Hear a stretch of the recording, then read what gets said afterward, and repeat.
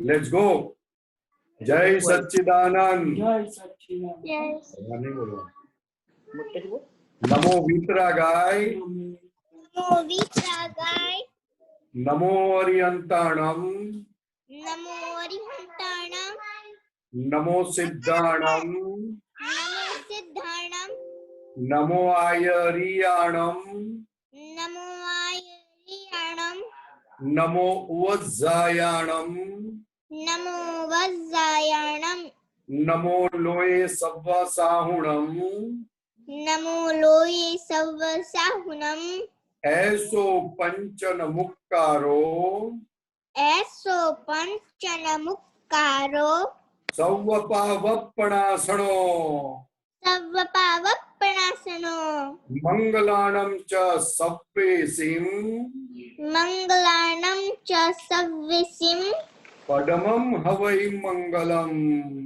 पडवं हवै मंगलम्। ओम नमो भगवते वासुदेवाय। ओम नमो भगवते वासुदेवाय।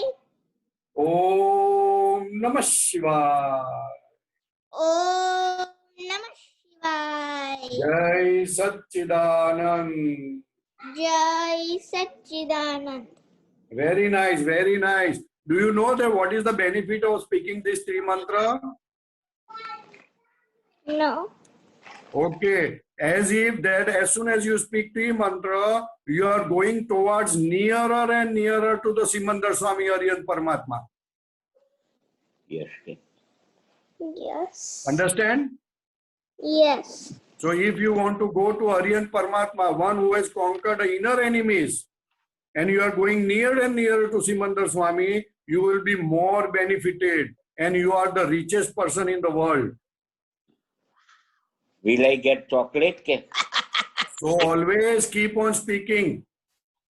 As soon as you remember, you get a free time, speak three mantra. Wonderful. Tremendous benefit. Tremendous benefit. Okay? Okay. Jai Sachchidanand. जय सच्चिदानंद। Sachchidanand, Sachchidanand. महात्मा जय सच्चिदानंद। आज परेशान से हिंदी में बोलने का है। તમારો અવાજ નથી આવતો સાહેબ। जय सच्चिदानंद। બહુ ઓછો આવે છે। Very small. जय सच्चिदानंद। Okay. ओके, आज हिंदी का प्रोग्राम है, तो पहले क्वेश्चन है कृष्णा पटेल का। बोलिए कृष्णा जी, कृष्णा बोलिए। कृष्णा अनम्यूट करिए।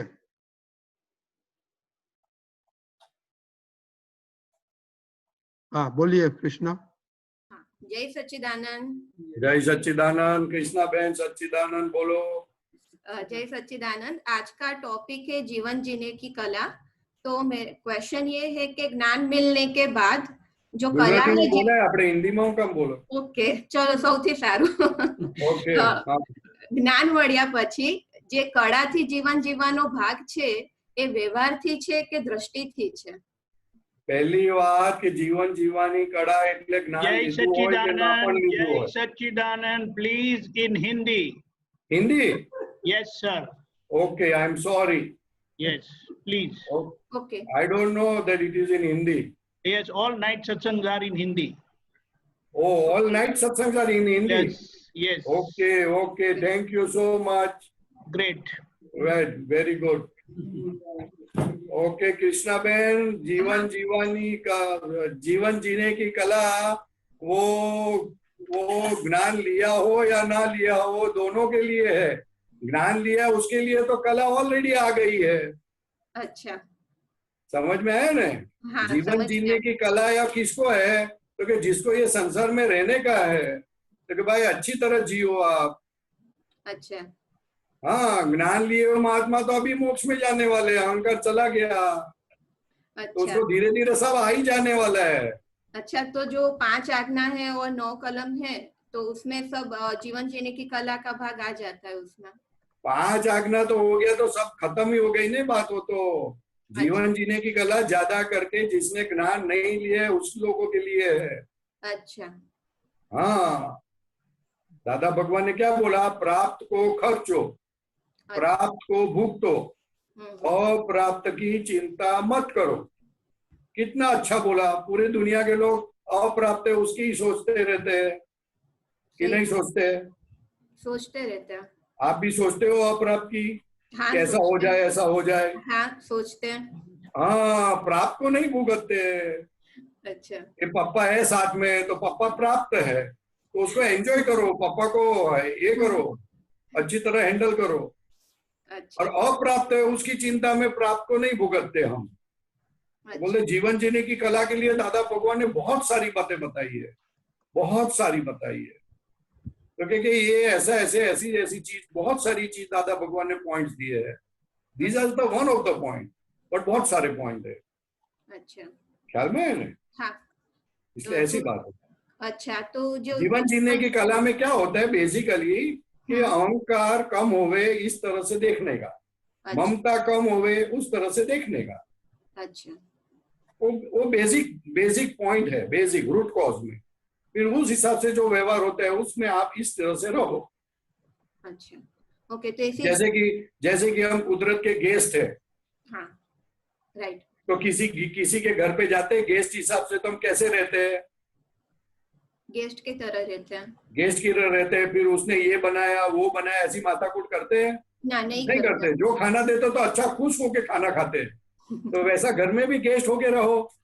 सही घर में तो मैं चिल्लाता हूँ ना, मम्मी को बोलता हूँ ऐसा क्यों किया, ऐसा क्यों किया, चटनी ऐसे क्यों बनाई, ले फिर लफड़ा हो गया ना। हाँ, सही बात है। बात समझ में आई ना? हाँ, तो इसलिए दादा ने बहुत सारी बातें बताई है। ये इतना बोला ना गेस्ट के हिसाब से रहो, ओ जलसा हो गया। सही बात है। गेस्ट हमेशा जहां पर भी जाता है उसको हेल्प करता है, और ऊपर से जो उनके नेगेटिव पॉइंट्स है वो कभी नहीं निकालता। अच्छा। कितनी बड़ी बात है। तो क्योंकि कुदरत के गेस्ट है तुमको जो चाहिए वो सब मिलेगा। फिर क्या के लिए फिक्र करते हो आप? चिंता मत करो। सही बात है। ख्याल आया? हाँ, ख्याल आया कि प्राप्त को भुगतना है और अहंकार ना हो, ऐसे गेस्ट की तरह जीना है। अरे बहुत सारे पॉइंट है, तो मैं तो ऐसे ही बोल रहा हूँ जो याद आते हो। बहुत सारे पॉइंट है, बहुत सारे पॉइंट है। अच्छा, ठीक है ना? हाँ, तो उसका मतलब ये कि जीवन जीने की कला basically for the people those do not have a ज्ञान, जिसको आत्मा की अभी पड़ी नहीं है। तो क्या दादा भगवान क्या बोलते हैं? अच्छी तरह जियो तो सही। आपने शादी की, बच्चा किया, आपके घर के खाना खाते हो, घर का सब ये करते हो, फिर चिल्लाते क्यों एक दूसरे के ऊपर? क्या मतलब है? सही बात है। You live your life beautifully. भले आपके पास बंगला नहीं हो लेकिन झुपड़ी में भी अच्छी तरह तो रहो, ये कहना चाहते हैं। अच्छा, ख्याल में है नहीं? हाँ, ख्याल में आया, समझ में आया। हाँ, ऐसा कहना चाहते हैं। अच्छा, बरोबर? हाँ, बरोबर। हाँ, सच्चिदानंद जय सच्चिदानंद। सच्चिदानंद। पापा कुछ पूछते नहीं है कभी, ऐसा क्यों करते हो? पूछिए। तो आपको आगे रख देते हैं। हाँ, ये तो जय सच्चिदानंद। जय सच्चिदानंद सच्चिदानंद પેલું सच्चिदानंद। આજે રિઝલ્ટ એનું આવી ગયું છે. आई गयो? हाँ, रिसर्च पेपर सिलेक्ट हो गया ट्रेलर एंड फ्रांसिस में, जर्मनी की जनरल है उसमें। अरे वाह, कांग्रेचुलेशन। इसलिए सवाल पूछ रहे हैं, बहुत दिन के बाद दिखी। Very very congratulation, very nice. Now you can put PhD behind your name. Yes. Congratulations. Thank you Ratni uncle. Agreed. Thank you Deepak bhai. जय सच्चिदानंद। Rich Kumar, आपको बोलने का है दीपकांत जी कुछ? प्रीत कुमार बोलिए। हाँ जी, जय सच्चिदानंद। हाँ, ये हमको जीवन में जीने की कला जो है, आफ्टर मैरिज हम तालमेल कैसे बिठाएं? ससुराल, पियर, समाज, सोशल, कैसे तालमेल बिठाएं? अरे ये तो कितना बड़ा सवाल है। ये सवाल का जवाब देने को तो पूरी जिंदगी चली जाएगी, और हमने तो शादी की नहीं, फिर आपको कैसे जवाब दूं? नहीं, आप तो आगे पीछे की कला सब जानते, तभी तो आपसे पूछ रहे हैं। बस ससुराल में जाते या कहीं पर भी जाओ, दादा भगवान ने बहुत अच्छा एग्जाम्पल दिया है कि ये पूरा जगत अवस्था है। क्या है? अवस्था। अवस्था है, कायम का रहने वाली कोई चीज है नहीं। इसलिए आप अपने आप को एडजस्ट करना सीखना। क्या करने का सीखने का? एडजस्टमेंट। एडजस्टमेंट। वो जितनी शक्ति मांगोगे तो आत्मा के अंदर ऐसी शक्ति है कि आप एडजस्टमेंट आता जाएगा। लोग जो एडजस्टमेंट करते हैं, लेकिन एडजस्टमेंट करने के बाद अंदर नेगेटिव बहुत होता है। अच्छा। क्योंकि वो नेगेटिव नहीं करने का, क्योंकि एडजस्टमेंट तो ले लिया, तो नेगेटिव करने से आगे चल के संजोग एकदम खराब मिलेंगे। तो ये तो दादा भगवान क्या बोलते हैं? दादा भगवान क्या बोलते हैं कि तुम्हें जो मिला है वो तुम्हारा मांगा हुआ मिला है। क्या मिला है? तुम्हारा मांगा हुआ मिला है। तुम्हारा मांगा हुआ मिला है। अभी उसको आप रिजेक्ट करोगे तो फायदा क्या, और नुकसान होगा। तो दादा भगवान की बातें कैसी है कि कम से कम नुकसान हो जावे। तो इसलिए दादा भगवान क्या बोलते हैं? एडजस्ट हो जाना। जहां पर भी जा एडजस्ट हो जाना। एडजस्ट होने से क्या होगा? अहंकार जो बढ़ता है वो बढ़ेगा नहीं, नॉर्मल रहेगा। बात समझ में आई? परेश भाई, थोड़ी देर तो हम एडजस्ट हो जाते हैं, 1 दिन 2 दिन, साल भर, 2 साल, लेकिन फिर ज्यादा खिंचता है ना, फिर उसको एडजस्टमेंट नहीं बैठता है। हाँ, वो नहीं, इसलिए नहीं बैठता है कि हम देवा ज्यादा लेके आए हैं, कर्जा ज्यादा लेके आए हैं। तो दादा भगवान की ये एडजस्ट एवरीवेयर जितना समझ में आएगा उतना कर्जा कम होगा। हमको क्या लगता है, मैं कितनी बार एडजस्ट करूं? 10 बार तो एडजस्ट किया, अभी 12वीं बार थोड़ी एडजस्ट करूं। बिल्कुल ऐसा हमको लगता है। अभी हमने गलती इतनी सारी की है, 1000 गलती के सामने 10 बार आप एडजस्ट होते हो तो सही बात है। तो नॉर्मली क्या होता है, अपना अहंकार बोलता है कि अभी मैं एडजस्ट नहीं करूंगी। दादा भगवान क्या बोलते हैं कि तेरे सर पे कर्जा इतना सारा है कि उसके कारण तू एडजस्ट हो जाना, तो तेरा कर्जा मिट जाएगा और तू एकदम हंसते हंसते निकल जाएगी वो रास्ते से। ख्याल में आए नहीं बात? क्योंकि कोई करने वाला तो है नहीं, बट नेचर होता है। तो जितना एडजस्ट होगे ने, एडजस्ट होने की आप नक्की करोगे ने, तो आपको जो है वैसा दिखना चालू होगा कि ये करने वाले नहीं है ऐसा दिखेगा, नहीं तो दिखेगा नहीं। क्योंकि जो भी कुछ काम हम करते हैं वो अहंकार को सेंटर में रख के करते हैं, और अहंकार जब होता है ना तब एडजस्टमेंट नहीं आता, और अहंकार निकल गया तो एडजस्टमेंट आ जाएगा। देखो, उसका एक सादा एग्जांपल देता हूं कि बेटे ने शादी की तो बहू के साथ माँ और बाप, और जो उसके सास ससुर है वो जल्दी एडजस्टमेंट नहीं लेते, लेकिन दिखड़ी जमाई आ गई तो वही माँ बाप उसके साथ, जमाई के साथ फटाफट एडजस्टमेंट ले लेते हैं। क्यों? तो एडजस्टमेंट तो उसको आता है, एडजस्टमेंट आता है, नहीं आता ऐसा नहीं। जमाई के हाथ से प्याला फूट गया, ये फूट गया, कुछ हो गया, कुछ गाड़ी ठोक दी, तो भी कुछ बोलेंगे नहीं, कोई वांदा नहीं, कोई वांदा नहीं, कोई वांदा नहीं बोलेंगे। मेरी बात समझ में आती है? तो वैसा एडजस्टमेंट वो सीख जाना है सब जगह पे। वही तो नहीं होता है, उसी में तो भेदभाव होता है। नहीं होता है, कोई वांदा नहीं। वो हम सीख के लाए हैं, वो गलत चीज सीख के लाए हैं। अभी दादा भगवान ने बोला है कि हमको एडजस्ट होना है, तो शक्ति मांगोगे तो आएगा धीरे धीरे। ख्याल में ना? वो तो नहीं होगा। हम जो माल भर के लेके आए हैं वो तो टेढ़ा माल भर के लेके आए हैं। तो अभी आप नक्की करोगे कि मेरे को एडजस्ट होने के, दादा मुझे शक्ति दो। आप इतने सारे लोगों के साथ, लाखों लोगों के साथ आप एडजस्ट होते हो। दादा भगवान छोटे बच्चे के साथ एडजस्ट होते हैं, उनके साथ जो उनकी जो सेवा करते हैं उनके साथ भी वो एडजस्ट करते हैं। बरोबर। कोई टेढ़ा आदमी आता है उसके साथ भी एडजस्ट करते हैं, कोई लेडीज आती है उसके साथ भी एडजस्टमेंट करते हैं, कोई आदमी उसको फायरिंग देता है उसके साथ भी एडजस्ट होते हैं, कोई साधु आता है उसके साथ भी एडजस्ट होते हैं। तो दादा भगवान इतना एडजस्ट होते हैं, तो फिर हम तो थोड़ा बहुत उसका 5% तो एडजस्ट हो सकते हैं कि नहीं हो सकते। अपने को तो 2-4 जन के साथ ही वो करने का है। एक हस्बैंड है और दूसरा 2-3 जो आदमी है उसके साथ एडजस्ट करना है। ख्याल है सबनानी साहब करते ही क्या एडजस्टमेंट की नहीं करते? सबनानी वैसे क्या बोलते हैं, करते ही कि नहीं एडजस्टमेंट? करता हूँ साहब, तभी तो 35 साल हो गए। क्यों घुमाते हो वो बाजू उंगली क्यों बताते हो? नहीं नहीं, तभी तो 35 साल से रह रहा हूँ ना। अच्छा तुम एडजस्टमेंट लेते हो, वो हाँ। बोलती है मैं एडजस्टमेंट लेता हूँ, वो एडजस्टमेंट नहीं लेते, करने का क्या? नहीं, नहीं, तो दोनों को यही लगता है मैं एडजस्टमेंट लेता हूँ।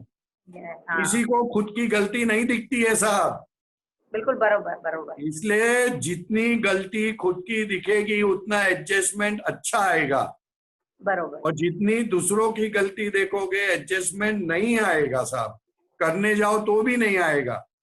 बरोबर। और कभी भी ये दादा भगवान मिलने के बाद उंगली ऐसी मत बताना, उंगली ऐसी बताना। हाँ उस पे हाँ, ये उंगली जितनी इधर आएगी उतना काम अच्छा बनेगा और शक्ति बढ़ेगी, वितराग शक्ति बढ़ेगी, अहंकार नहीं बढ़ेगा। शक्ति बढ़ेगी कब बोल सकते हैं? अहंकार कम हुआ तो शक्ति बढ़ी, ममता कम हुई तो शक्ति बढ़ी। अहंकार ममता वाले तो पूरी दुनिया में पड़ा है, पूरी दुनिया वो दोनों के आधार पर ही चलती है, ख्याल में है ना? इसलिए दादा भगवान ने ये एडजस्ट एवरीवेयर बहुत बड़ा वाक्य बोला है, बहुत बड़ा। ओहो वो पढ़ना कभी, उसमें ऐसे ऐसे दो एग्जाम्पल दिए है, अपन आफरीन हो जावे। हाँ हाँ, वो दादा भगवान ने ऐसा एग्जाम्पल दिया है कि एक दो भाई थे, उसमें एक थोड़ा टेढ़ा था और एक सीधा था, तो उसके बाप ने पूरी मिलकर टेढ़े आदमी को दी, जो सीधा था उसको नहीं दी। उसको मालूम था कि सीधा तो कहीं से भी उसको मिल जाएगा, ये टेढ़े को नहीं मिलेगा, और ये एडजस्ट कर लेगा, ये एडजस्ट नहीं करेगा, ये तूफान करेगा, ये ज्यादा उसकी जिंदगी बिगाड़ देगा। ऐसा बात बोलिए, पढ़ना कभी, बहुत मजा आएगी। हाँ, जय सच्चिदानंद, जय सच्चिदानंद, जय सच्चिदानंद। अपने अमित सूर्या। जय सच्चिदानंद। जय सच्चिदानंद साहेब। जय सच्चिदानंद साहेब। बोलो अमित भाई, कैसे हो? सारू छे, बढ़िया है साहेब। अरे आपका नाश्ता याद आता है सुबह का। बोलिए बोलिए। मेरा प्रश्न था स्वामी जी कि जैसे चातुर्मास शुरू होता है, जैसे चौमासा, थोड़ा जोर से बोलिए ना। जैसे चौमासा शुरू होता है तो हम जैसे त्याग तपस्या इसमें हमारा ध्यान रहता है कि हम ये त्याग करें, आज कंदमूल का, आज हरी सब्जी का, आज अच्छे जैसे टीवी का या किसी भी चीज का त्याग, तो उसमें ज्यादा रहता है। अभी पर्यूषण में विशेष रहता है कि हरी सब्जी नहीं खानी, कंदमूल नहीं खाना, रात को नहीं खाना।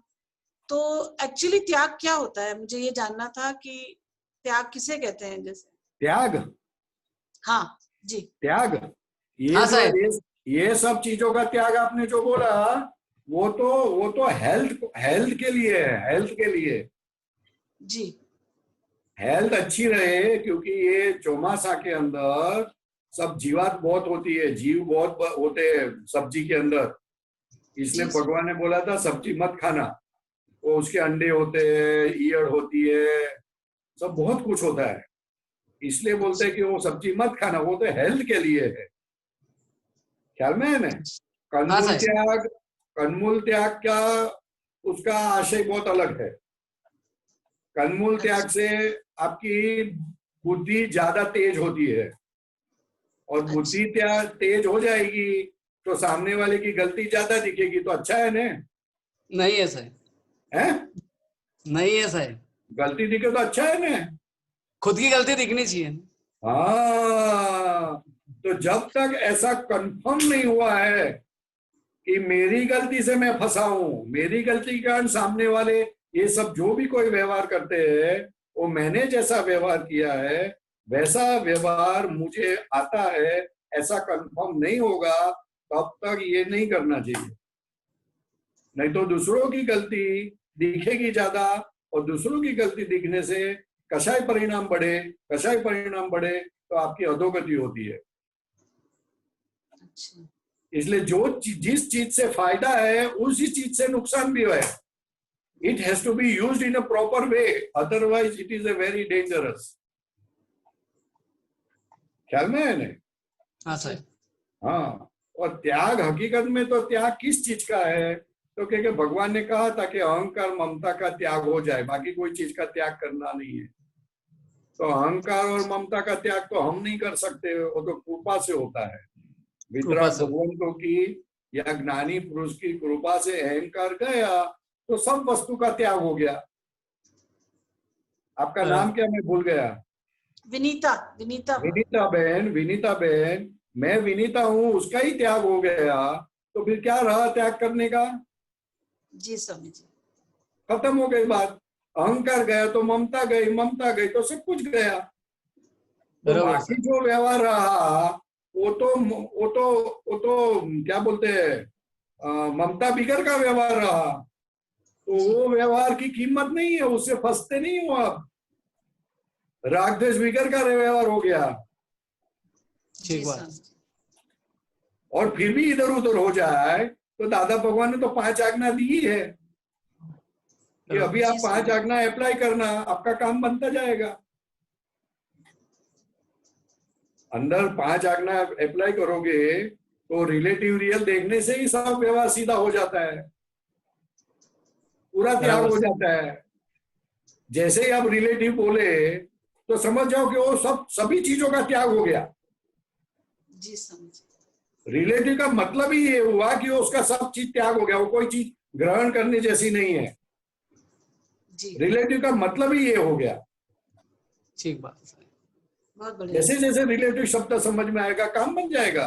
रिलेटिव बोला मतलब क्यों है, वो ग्रहण करनी है योग्य नहीं है। तो ग्रहण करने योग्य क्या है, तो क्या रियल। इसलिए शुद्धात्मा को देखो सबके अंदर। बहुत बढ़िया स्वामी, बहुत अच्छा। हाँ, बहुत सिंपल है। हाँ, सच्चिदानंद सच्चिदानंद जय सच्चिदानंद। छूट जाओ तुम। अशोक भाई अनम्यूट करिए। अशोक भाई हाँ जय बोलिए। सच्चिदानंद। रजनीकांत जी जय सच्चिदानंद। हाँ जय सच्चिदानंद। अशोक भाई बोलो। जय सच्चिदानंद भाई साहब। सो गए हो क्या? नहीं। मेरा क्वेश्चन ये था कि हम काफी कोशिश करने के बाद भी कोई एडजस्ट नहीं होता है, तो उसके आपका आवाज नहीं आता है, आवाज नहीं आ रहा है। कोशिश करके एडजस्ट नहीं होता है, बाद में काफी कोशिश करने के बाद भी कोई एडजस्ट नहीं होता है, तो उसका क्या करें? बहुत अच्छा, कोई एडजस्ट नहीं होता है तो अपनी शक्ति बढ़ा रहा है वो एडजस्ट होने के लिए। उसका मतलब होता है स्वार्थ होता है, जब तक वो एडजस्ट कर लेता है। नहीं, वो एडजस्ट नहीं होता है, उसका मतलब कि अपने अंदर अहंकार ज्यादा है, इसलिए वो एडजस्ट नहीं हो रहा है अपने साथ। अच्छा, अपनी गलती ज्यादा है इसलिए वो एडजस्ट नहीं होता है, इसलिए तो उसका प्रतिक्रमण करने का। प्रतिक्रमण करने के बाद भी वो एडजस्ट नहीं होता। नहीं हुए तो भी प्रतिक्रमण खूब करने का। उसका मतलब कि आपने उसकी गलती देखी, अपनी गलती नहीं देखी है। जी, ख्याल में है ना?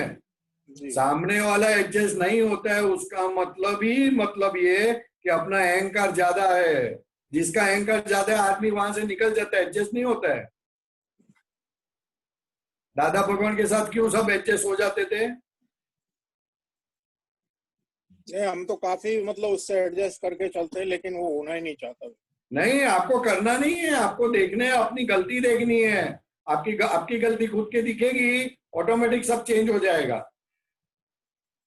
जी, आप एडजस्ट आप उसको नमाना चाहते हो तो ऐसा कोई नमेगा नहीं साहब। आपको पहला नमना पड़ेगा तो एडजस्ट होगा, सिंपल बात है। आप झुकोगे तो वो दो झुकेगा, आप झुकते नहीं और उसको एडजस्ट, उसको झुकने को बोलते हो तो ऐसा थोड़ी झुकेगा साहब।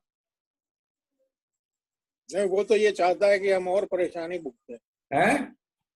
वो तो ये चाहता है कि हम परेशानी भुगते। हम आवाज नहीं आती आपकी। वो तो ये चाहता है कि भाई हम परेशान हों।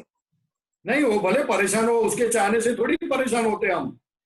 परेशान तो हम अपने हिसाब से होंगे, और अभी तो दादा का ज्ञान मिला है, तो परेशानी में तो उल्टा ज्ञान बढ़ेगा।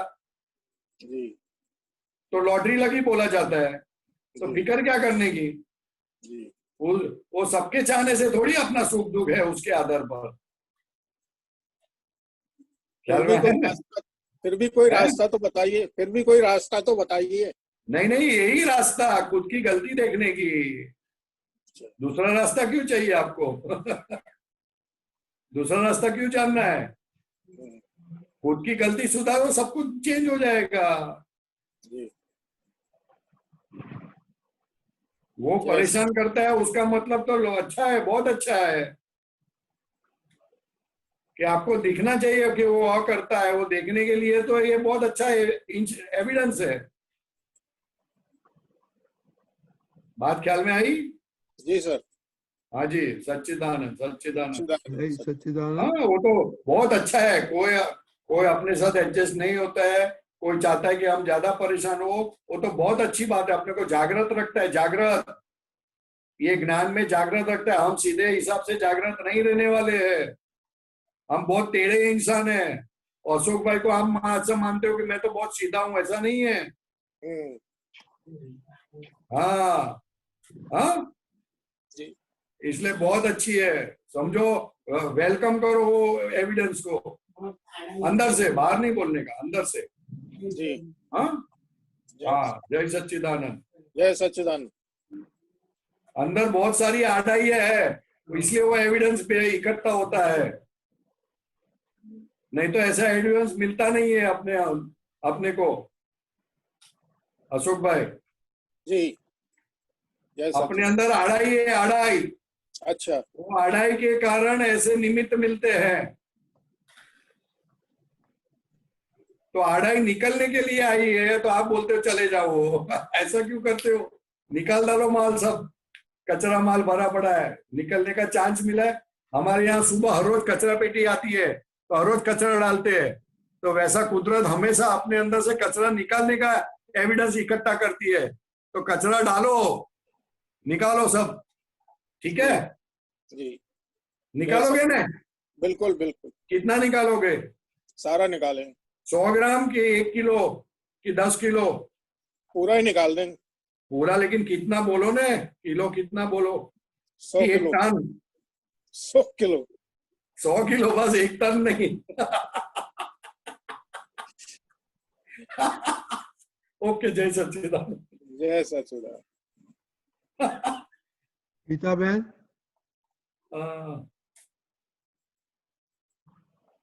जय सच्चिदानंद परेशानंद जी। जय सच्चिदानंद। गीता बहन बोलिए, अच्छा क्या लेके आए आप? अरे वाह, दादा भगवान કહે છે કે ચૈતન્ય સત્તાના અનુભવ किया, फिर बाद में निर्लेप भाव आता है, और अभी चैतन्य सत्ता का अनुभव करने से निर्लेप भाव आता है, सही बात है। हाँ जरा थोड़ा समझाओ। उसमें क्या समझाने का? निर्लेप भाव यानी क्या? गीता बहन अलग दिखती है अपने को, गीता बहन चोटती नहीं है अपने को, गीता बहन में तन्मयकार नहीं होते हम। चैतन्य शक्ति का अनुभव होने से जो हमको जो लेप हुआ है, वो दिखता है कि ये अलग चीज है, मैं अलग हूँ, इसलिए फिर उसमें हाथ नहीं डालते हैं। बरोबर, समझ में है ना? फिर गीता बहन कुछ भी करे, अच्छा करे, बुरा करे, खाना खाए, उपवास करे, अट्ठाई करे, जो कुछ भी करे, दान करे, फिर भी उसमें बोलते हैं मैं नहीं, मैं कुछ भी नहीं, इसमें है नहीं। मैं नहीं। इसलिए निर्लेपता का अनुभव होता है। निर्लेपता, हाँ। तो बहुत बड़ी बात है। तो इसके लिए तो दादा भगवान ने आज्ञा दी कि निर्लेपता का अनुभव करने के लिए जितनी आज्ञा में रहोगे, महावीर जैसा आपको निर्लेपता का अनुभव होगा। अरे वाह वाह वाह वाह, ख्याल में है ना? हाँ। जितने आप पड़ोसी से अलग हो, जितने आप दूसरे लोगों से अलग हो, उतने ही आप गीता बहन से अलग हो। वो निर्लेपता हो गई। हाँ, निर्लेपता हो गई। दूसरे के साथ कैसे हम सुपरफ्लुअसली काम करते हैं, सुपरफ्लुअसली बोलते हैं, बहुत अच्छा बोलते हैं, वैसा गीता बहन से व्यवहार करो। सुपरफ्लुअस से चलेगा ना ऐसा व्यवहार करने को? एकदम चलेगा, सरस चलेगा। सरस चलेगा। એકદમ फिर ફાઇન दौड़ाओ, फिर गाड़ी दौड़ाओ बराबर। અને પેલું वो समझो व्यवहार सब सापेक्ष है और आत्मा निरपेक्ष है। हाँ, व्यवहार सापेक्ष है। सापेक्ष है ना, अपेक्षा सहित वाला। अच्छा, आप स्त्री हो तो कि पुरुष की अपेक्षा के हिसाब से आपको स्त्री बोला गया है। हाँ जी, हाँ। जानवर को किसके अपेक्षा से जानवर बोला है, तो कि इंसानों की अपेक्षा से जानवर बोला गया है। दिन को दिन क्यों बोला गया, तो कि रात की अपेक्षा से दिन है। कि व्यवहार अपेक्षा से सहित है। तो कोई चीज हमको गलत लगती है लेकिन दूसरे के हिसाब से वो चीज सही है। सही है, हाँ बरोबर। हमको जो चीज सही लगती है वो दूसरों के हिसाब से वो गलत है। गलत है। तो इसलिए वो व्यवहार में ज्यादा ऊंडा मत उतरो, ऐसा बोलते हैं। बरोबर। और आत्मा निरपेक्ष क्योंकि सापेक्ष है। हाँ, वो सापेक्ष वाली बात को तो सच्चा भी बोल सकते हैं और झूठा भी बोल सकते हैं। एग्जैक्ट सच्ची बात। इसलिए भगवान ने बोला निरपेक्ष पद प्राप्त कर लो। निरपेक्ष पद, निश्चय निरपेक्ष है, उसको किसकी जरूर नहीं है। और व्यवहार में सबको सबकी जरूर है। देह है तो देह सापेक्ष है, तो देह को सब चीज की जरूर है। हाँ बरोबर, दे लिया तो। इसलिए जिसको जरूर है वो अलग है और जिसको जरूर नहीं वो अलग है। इसलिए दादा भगवान ने दो आज्ञा दी, रिलेटिव और रियल। रिलेटिव रियल, बरोबर। बरोबर, बहुत सुंदर, बहुत सुंदर। सापेक्ष समझ में आया? सापेक्ष एकदम व्यवहार से सापेक्ष सापेक्ष समझ में आया ना, तो कभी मन बिगड़ेगा नहीं, बुद्धि बिगड़ेगी नहीं। अच्छा, हो अहंकार भी खड़ा नहीं होगा क्योंकि सापेक्ष है। अमीर आदमी है तो किसके सापेक्ष? गरीब के सापेक्ष, गरीब के हिसाब से अमीर है, नहीं तो कुछ नहीं, उसकी कोई वैल्यू नहीं। उसकी कुछ वैल्यू नहीं, हाँ बरोबर। कोई वैल्यू नहीं, कोई जी वैल्यू नहीं, बरोबर। तो जैसे जैसे समझ में आएगा तो हम स्पेशल है, हम कुछ है, वो सब निकल जाएगा क्योंकि सापेक्ष है। आप तो पुत्र किस हिसाब से है, तो क्या महात्मा के हिसाब से आप तो पुत्र है, नहीं तो कुछ नहीं है। दूसरे लोगों के लिए आप तो पुत्र नहीं है। नहीं, महात्मा है तो आप तो पुत्र सब। हाँ, सापेक्ष है, सापेक्ष है, एग्जैक्ट। जितना जितना सापेक्ष समझ में आएगा उसका नशा चढ़ेगा नहीं। अरे वाह, सरस। और सापेक्ष समझ में नहीं आएगा तो उसका नशा चढ़ेगा। हाँ, नशा चढ़े, बरोबर। इसलिए नशा नहीं चढ़े, इसलिए भगवान ने बताया ये सापेक्ष है, बात समझ। ये रिलेटिव है, तेरा कभी नशा उतर जाएगा पता नहीं चलेगा। हाँ बरोबर, बहुत सुंदर। करोड़पति आदमी है, पूना में करोड़पति आदमी कोरोना में मर गया, सापेक्ष बात है। सब लोग रोते हैं, अरे 15,000 करोड़ है। अरे तेरा करोड़ का क्या करने का, सापेक्ष है, ये तो गया बोलो। सापेक्ष जाने कोई चीज कभी कहाँ चली जावे पता ही नहीं चले। कितनी बड़ी बात है, बाप रे। सापेक्ष में तो ये दांत है ना, आज दांत है, कल सुबह नहीं मिले दांत। साची बात है एकदम। आंख चली जावे, ब्रेन चला जावे, हेमरेज हो जावे, बीपी बढ़ गया, गया सब गया। सापेक्ष है, सापेक्ष है, सापेक्ष में नशा नहीं चढ़ता। सापेक्ष जितना समझ में आएगा नशा नहीं चढ़ेगा, और सापेक्ष में आप हाथ भी नहीं डालोगे। ओके, हाँ, बहुत सुंदर समझ है, बहुत दाखला दिया तो अच्छा सेट हो गया सब बरोबर। सापेक्ष समझो, सापेक्ष। कोई जाड़ा है तो पतले के हिसाब से वो जाड़ा है, जाड़ा है। सब जाड़े हैं तो सब कोई सब कुछ नहीं। कोई गोरा है तो काले के हिसाब से गोरा है, नहीं तो कुछ नहीं। यूरोप में चला जाओ, सब ठीक, सब सही ठीक हो गया। सापेक्ष है, सापेक्ष सब, सापेक्ष सब सब सापेक्ष। जितना सापेक्ष समझ में आया, जितना रिलेटिव समझ में आ गया, ओहो, ये सापेक्ष बात लोगों को समझ में नहीं आती थी, इसलिए दादा भगवान ने स्पेशल वर्ड निकाला, this is all relative. Relatives, इसलिए दादा भगवान दिन के अंदर 25, 50, 100 बार बोलते थे, all these relative are temporary adjustments and you are permanent. क्या बोलते थे?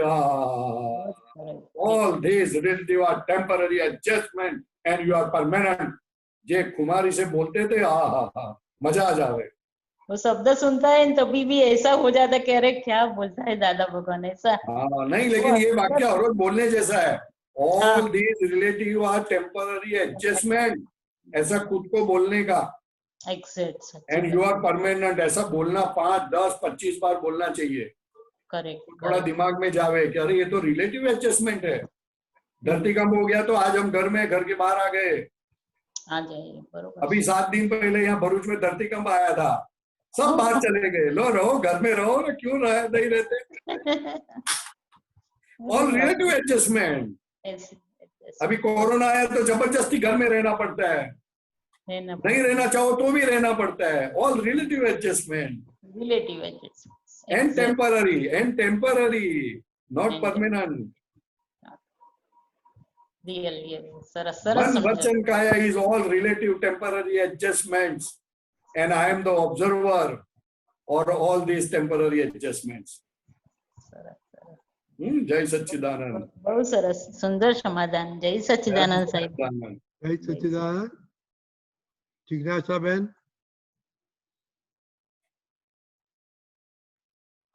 जय सच्चिदानंद परेशानंद जी।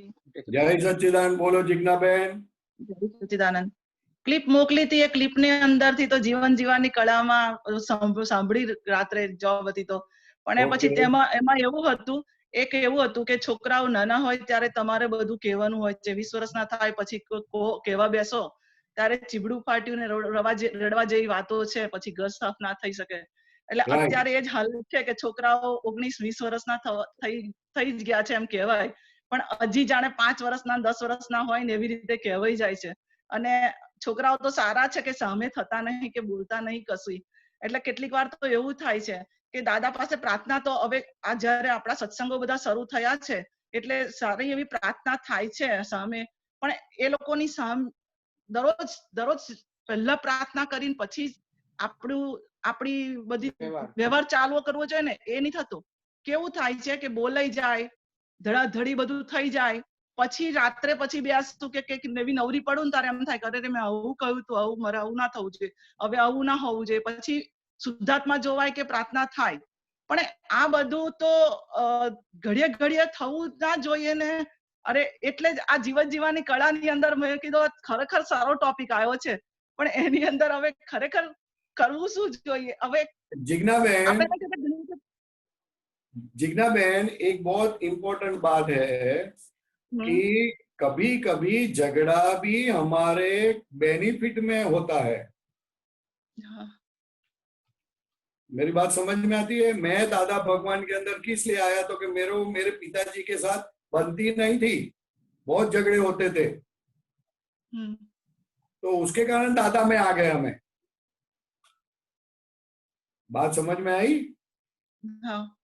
तो ये ऐसा झगड़ा होता है और आप अंदर से अंदर थोड़ा देखोगे, तलाश करोगे तो दादा भगवान की सब बात बहुत अच्छी तरह समझ में आएगी। तो समझने का एक बहुत बड़ा एविडेंस है ये, वैराग आएगा जितना समझ में आओगे तो, कि ऐसा जगत है, इतनी माथाकूट है, ऐसा वैराग आना चाहिए। ख्याल में है ना, कभी कभी वो चीज बेनिफिट हो जाती है। झगड़ा नहीं होना चाहिए, सही बात है, लेकिन कभी कभी वही चीज अपने काफी सारे महात्मा को वो पुण्यानुबंधी पाप बोलते हैं। झगड़ा होता है वो पाप है। झगड़ा होता है બહુ મમતા છે એટલા માટે થાય છે એવું। વધારે આસક્તિ છે એટલા માટે થાય છે। ज्यादा आसक्ति है, आप बहुत सारे जुड़े हुए हो।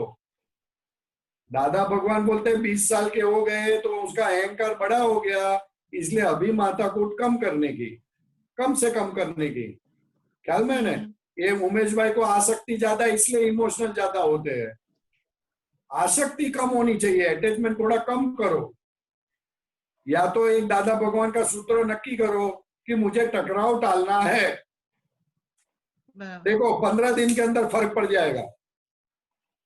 टकराव टालना है कुछ भी हिसाब से। जैसा टकराव हो गया, हम कभी गाड़ी सामने सामने आती है तो कितना एडजस्टमेंट करते हैं, फटाफट तो गाड़ी ठोकते हैं। तो दादा भगवान बोलते हैं एक कार नहीं ठोकते और इंसान को इंसान से टकरा देते हो, ये तो उससे भी डेंजर है। उसके ईगो हर्ट होता है, और ईगो हर्ट हो गया तो बहुत नुकसान, 2-4 भाव के लिए नुकसान हो गया। इसलिए दादा का एक सेंटेंस पकड़ के रखो, मेरे को टकराव टालना है। देखो फिर क्या होता है। 15 दिन ही देखो, 15 दिन के अंदर तुरंत सब रिजल्ट फटाफट फटाफट फटाफट काम में आ जाएगा। टकराव डालना है, जैसे ही टकराव हुआ बंद कर देने का, इश्यू ही बंद करने का। एक दूसरे को क्या होता है आसक्ति होने से, मैं इसको समझा दूं, मैं इसको समझा दूं, मैं इसको समझा दूं, ऐसा नहीं करने का। ज्यादातर तो मैं काम से वापस आती हूँ ना, तो देखती हूँ कि घर में ऐसा के ऐसा ही पड़ा है। जब से मैं घर से निकलूं, छोड़ के गई हूँ, ऐसे के ऐसा है, जहाँ के मैं उनके लिए खाना पका के जाऊं मगर कुछ रह गया तो घर में भी ठीक ठाक नहीं करते, कुछ भी आगे पीछे रखते नहीं, बस उनके ही मस्ती में मस्त रहते हैं कि जैसे अभी तो स्कूल नहीं है। तो भोगवे देनी भूल क्या रहा, अप्लाई कर सो, कब अप्लाई करोगे आप? भोगवे देनी भूल, ओके। हाँ, वो जैसे ही अप्लाई करना चालू करोगे तो तुरंत उनको, भले आज अपने को तकलीफ पड़ेगी, लेकिन आगे जाके उसको देखेगा कि मेरी माँ काम पर से आती थी और ऐसा हम कुछ करते नहीं थे, फिर रोएंगे। अभी नहीं रोएंगे, अभी अपना हिसाब है। मगर कब तक नहीं हो, तो जब तक हिसाब है तब तक तो बोलने का ही नहीं, कब तक नहीं बोलने का, उससे अच्छा उसका प्रतिक्रमण करो। बेटे यानी क्या कलयुग में बेटे यानी क्या, अपनी सेवा लेने के लिए आए हैं, सेवा देने के लिए नहीं आए। आप बेटा इसलिए मानते हो कि वो मुझे कुछ हेल्प करे, कलयुग में मानो ही मत, वही गलत है। ये तो लेनदार आवेला छे बता, बराबर। नीचो विनाक से अपन ने, नीचो विनाक से, समझ में आया? चारों बाजू से नीचो डालेंगे, पैसा भी लेके जाएंगे, आपका तन मन धन सब लेके जाएंगे। ये तो कलयुग का माल है भाई। हाँ, कोई पार्टी का पेमेंट नहीं करे अपन, 10 लाख का पेमेंट बाकी है, फिर क्या करने का? वो कैसे लेगा अपने से 10 लाख का पेमेंट? कोई कहीं से भी हिसाब आएगा, कहीं से भी। हाँ, तो कलयुग में बेटा बनकर आता है और फिर बॉस बन के रहता है अपना, और अपने लोग अपना बेटा है बेटा करके उसको अपन सर्विस देते ही जाते। तो व्यवस्थित शक्ति का, कुदरत का काम ये है कि जिसका पेमेंट आपने नहीं किया है तो आपको सर्विंग करना है, फिर तो उसको आपका बेटा बनाता है, भाई बनाता है, बाप बनाता है, और आपको सर्विस देना है। वो मैं बोलती हूँ ना कि मैं कितनी छोटी तब से काम करती हूँ, अभी इतना काम करना पड़ता है मुझे, तो वो छोटा तो बोलता ही है, कौन सा वर्ड बोला, कल ही बोला कि तू इसीलिए तो तू लड़की है, हम लड़के हैं, ऐसे बोल के कि तेरे नहीं, वो ऐसा बाहर बोले तो तभी डांटने का, बाहर अगर ऐसा बोलता है तो डांटने का, तभी एक झापट चाहिए तो मारना पड़े तो मारो। नहीं, कुछ अच्छा वर्ड था उनका जो बाहर, लेकिन बाहर ये बोलने का नहीं है, ये बात बाहर बोलने की नहीं है। बाहर तो उसके साथ जैसा व्यवहार करना है वैसा व्यवहार करना है। 2 दिन उसका खाना बनाए बिगड़ जाओ, देखो समझ में आ जाएगा सब, समझ में आया ना? ये तो मैं जो बोल रहा हूँ अंदर की बात, आपके समाधान के लिए बोल रहा हूँ, लेकिन बाहर ये बात बोलनी नहीं है। बाहर तो जैसा व्यवहार चलता है वैसा ही है। वो ऐसा बोले तो बोले कल से खाना तू पकाना, मैं तेरा नहीं खाना बनाने वाली हूँ। अरे शानन जी, ममता तो इतनी है ना कि ये बच्चों की अन्नपूर्णा है, ये यूट्यूब में खाना बनाती है। आप उसके हस्बैंड हो और क्या, आप उससे भी बढ़ते हो, आप उसके हस्बैंड नहीं? हाँ, वो यूट्यूब देखकर सब खाना बनाती है, पूरा जितना भी वक्त लगे, लेकिन यूट्यूब देख के बनाती है। वो मुझे मालूम है, इसलिए थोड़ी फैसिलिटी कम करने का, समझ में आया नहीं? हाँ, ओ फिक्र मत करो, दादा को प्रार्थना करो तो समझ सब सूझ जाएगी। और एक क्वेश्चन है, जैसे काम पर मैं जाती हूँ ना, वहीं पर तो अलग अलग रेसिडेंट्स होते हैं, जैसे उनका स्वभाव भी अलग अलग होते हैं, चिड़चिड़िया ऐसे, किसी उनको हमें कभी कभी इतना अच्छा बोलना पड़ा है, ओ यू आर स्मार्ट, जैसे कि आप बहुत अच्छे हो, आई लव यू के जैसे हमको बोलना पड़ता है, जैसे अंदर से तो हम उनसे उनसे द्रोणा जैसे गुस्सा होता है, बाहर अच्छा कैसे बोलते हैं। व्यवहार करते हैं, कैसे होते हैं, तो ये व्यवहार तो अच्छा नहीं हो ना। जैसे ये तो शुद्धात्मा है, शुद्धात्मा भी देखती हूँ। अरे ऐसा व्यवहार घर में करो तो काम बन जाएगा। या ऐसा है, होना चाहिए। ऐसा व्यवहार घर में कर डालो, वहां कुछ इधर उधर करोगे तो चलेगा, क्योंकि ये सब घर वाले सब ऋणानुबंध फाइल्स है, फाइल्स। इसलिए उसके इस हिसाब से उसके साथ डीलिंग करो। दादा भगवान बोलते ज्यादा आसक्ति है तो उसे आप सब घर के आदमी बिगड़ते हैं। जित कम आसक्ति रखोगे तो नॉर्मल हो जाएंगे, अच्छे हो जाएंगे। हाँ, ऐसा रखो थोड़ा सा, नहीं तो कुछ नहीं तो टकराव टालने का तो करो फिक्स, 15 दिन के लिए करो, देखो क्या होता है। अभी तो 15 दिन के लिए, ज्यादा नहीं बोलता हूँ। बहुत प्रार्थना होती है, प्रार्थना सारी भी ऐसी होती है, और बैठ के कभी हर रोज होना चाहिए, प्रतिक्रमण ज्यादा होना चाहिए, मगर कभी जो होता है बहुत ज्यादा नहीं होता है। उसकी चिंता मत करो, टकराव टालने का चालू कर दो ना, देखो ना क्या होता है। वो तो ये याद रखना पड़ेगा, जैसे बोलना स्टार्ट होने से पहले उनसे पहले सोचना पड़ेगा कि मुझे टकराव नहीं करना है। टकराव टालने का नक्की करोगे, चालू हो जाएगा, फटाफट मशीनरी चालू हो जाएगी। ठीक है, सुबह से ही प्रार्थना करके उठूंगी। देखो 15 दिन के बाद अनुभव बोलना आपका। हाँ, जय सच्चिदानंद। जय सच्चिदानंद। जय सच्चिदानंद। नितिन सूर्या।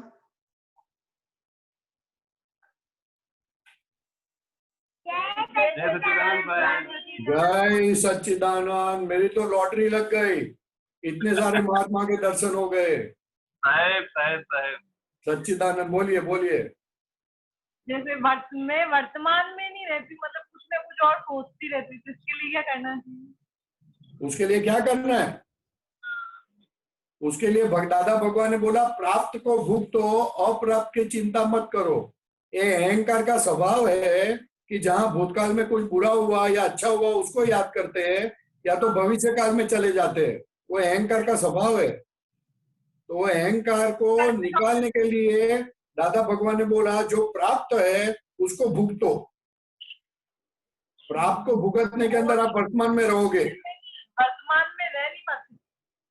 हाँ, तो शक्ति मांगनी पड़ेगी ना, थोड़ा अभ्यास करना पड़ेगा, क्योंकि हमको आदत पड़ गई है वर्तमान में ना रहने की, तो अभी थोड़ा अभ्यास करना पड़ेगा।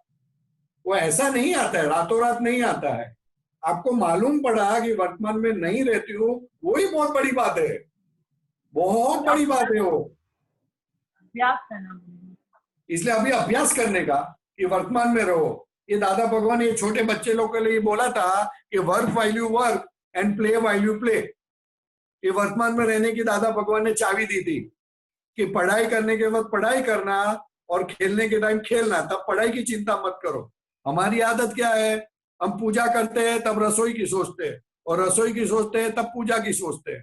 तो दादा भगवान ने क्या बोला कि जब आप जो कुछ काम करते हो वहां हाजिर रहना।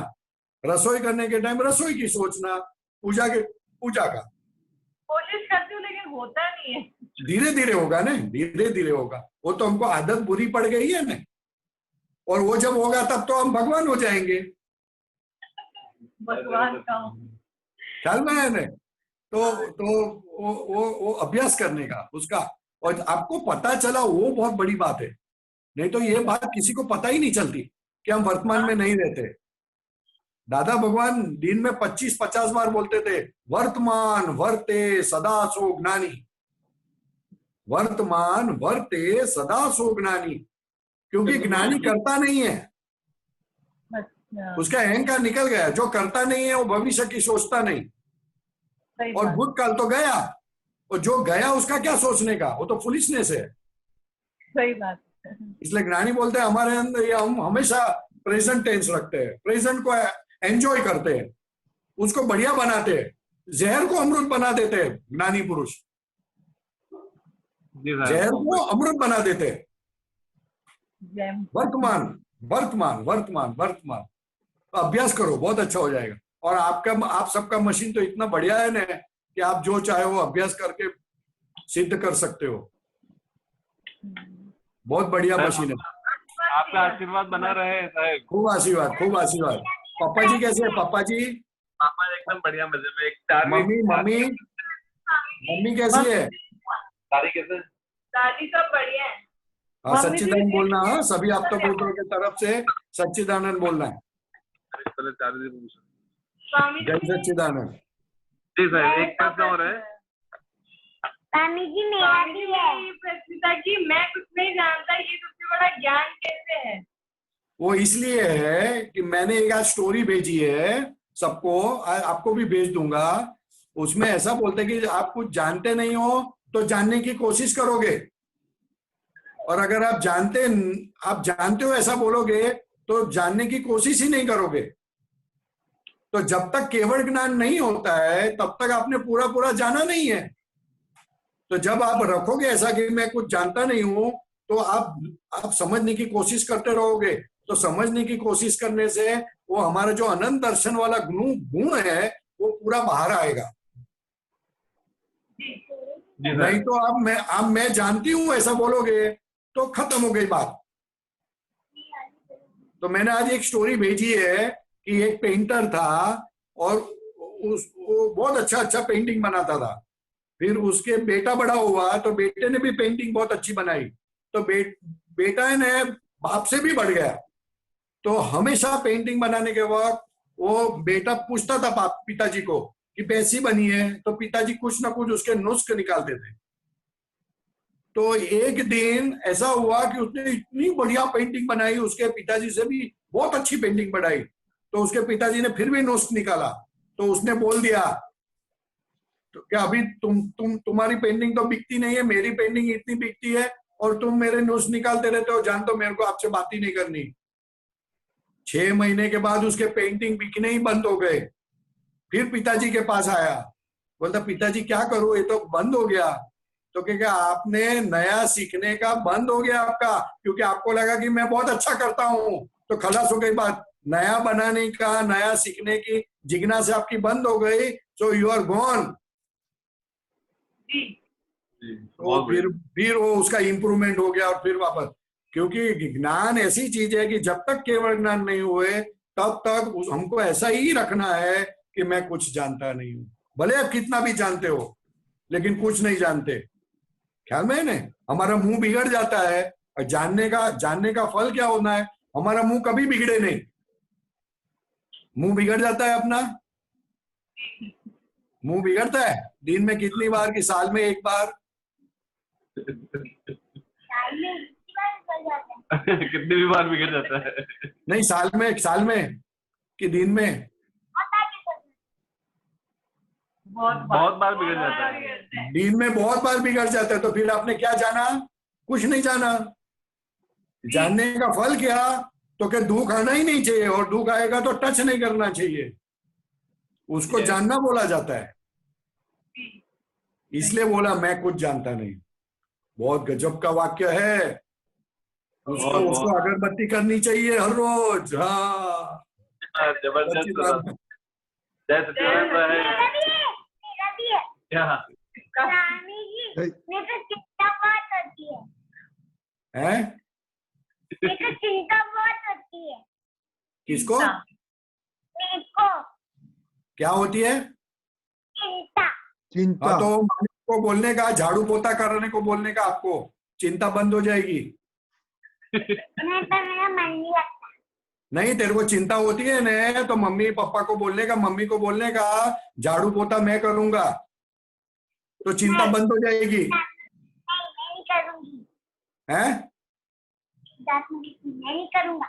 नहीं, चिंता करूंगा नहीं, आपको झाड़ू पोता कराओ, उसको साथ झाड़ू पोता कराओ तो चिंता बंद हो जाएगी। देखो ऑटोमेटिक। झाड़ू पोता कराओ, उसके बाद थोड़ा झाड़ू पोता कराओ। हाँ, नहीं क्या नहीं, चिंता से छूटने का तो झाड़ू पोता करने का है आपको। चिंता को बोलने का ऐसा है कि वो ऐसे ये बता रहे। अच्छे से। ओके। जय सच्चिदानंद। जय सच्चिदानंद। जय सच्चिदानंद। પરેશાન જી આપણો ટાઈમ થઈ ગયો છે હવે એક્સપિરિયન્સ जैसे आप बोलो वैसा जैसे जैसे बोलो आप सच्चिदानंद दीपकानंद जी जय सच्चिदानंद सच्चिदानंद दीपक भाई सच्चिदानंद जय सच्चिदानंद। फिर मैं मुझे आपसे एक प्रश्न है। हाँ बोलिए बोलिए बोल दो। फिर बाद में। अरे बाद में क्यों, अभी कर दो ना यार। Don't keep pending. अरे कल मैं मर जाऊंगा तो पेंडिंग रह जाएगा यार। एक्सपीरियंस पहले बाद में। कुछ लोग कितने आसानी से नहीं मरते। अरे यार अभी तक पता नहीं किसका क्या नंबर कभी लगता है वाला है। आज तक हमने बड़े अच्छे अच्छे अनुभव सुने कि जहाँ पर लोगों ने दादा भगवान को एक पवित्र पुरुष की दृष्टि से जो वो एक जीवन उदाहरण स्वरूप रहे, उनके ज्ञान के उपयोग से, व्यवहार विज्ञान के उपयोग से उनको जो फायदा हुआ जीवन की परिस्थिति में से वे बड़े अच्छी तरह से उभर आए, तो ये हमें बड़ा ठोस आधार देता है और दादा के विज्ञान का प्रमाण भी देता है कि किस तरह से ये दादा भगवान का योग बल इतना जागृत है, उपयोगी है। और दादा भगवान कहते थे हम खुद सारे दिन में 1000 बार भीतर के प्रकट भगवान को, दादा भगवान को नमस्कार करते हैं।